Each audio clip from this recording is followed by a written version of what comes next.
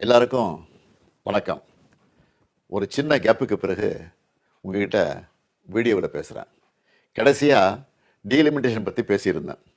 அதை தொடர்ந்து எலெக்ஷன்லாம் நடந்து முடிஞ்சிருச்சு, ரிசல்ட்டும் வந்துச்சு. ரிசல்ட்டுக்கு பிறகு என்னவெல்லாம் நடந்துச்சு, என்ன நடக்குது எல்லாத்தையும் பார்த்துக்கிட்டு தான் இருக்கோம். 2 வாரமாக எல்லா வீடுகள்லையும் நியூஸ் சேனல் தான் ஓடிட்டே இருக்கு.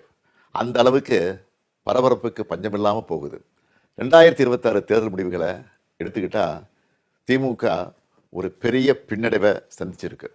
அதை நாம் ஏற்றுக்கிட்டு தான் ஆகணும். இது நிச்சயமாக நாம் எதிர்பார்த்த ரிசல்ட் இல்லை. இதுக்கு அவர் காரணம் இவர் காரணம்னு யாரும் யார் மேலேயும் பழி போடாதீங்க. தலைவராக இந்த தோல்விக்கு நானே பொறுப்பேற்றுக்கிறேன். வெற்றி கிடைக்கும்போது எனக்குத்தான் அந்த கிரெடிட் வந்து சேருது.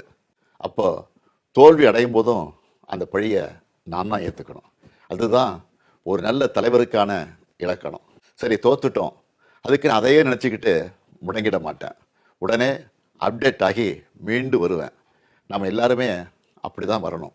அதுக்கு உங்களோட ஆலோசனைகள், பரிந்துரைகள், ஐடியாக்கள் எனக்கு வேணும்.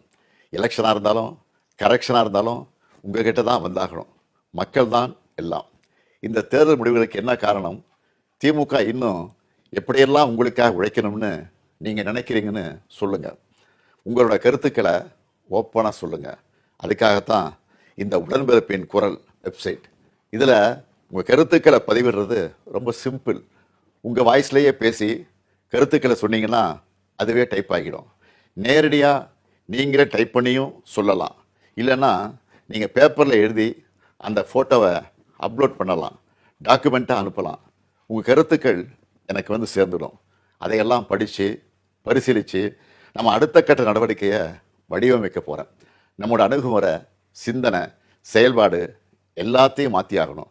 காலத்துக்கு ஏற்ற மாதிரி எவால்வ் ஆகித்தான் ஆகணும். உங்கள் கருத்துக்களின் அடிப்படையில் டிஎம்கே 2.0 வரும். கட்சியோட எல்லா லெவல்லையும் தேவையான மாற்றங்களை செய்ய போகிறேன்.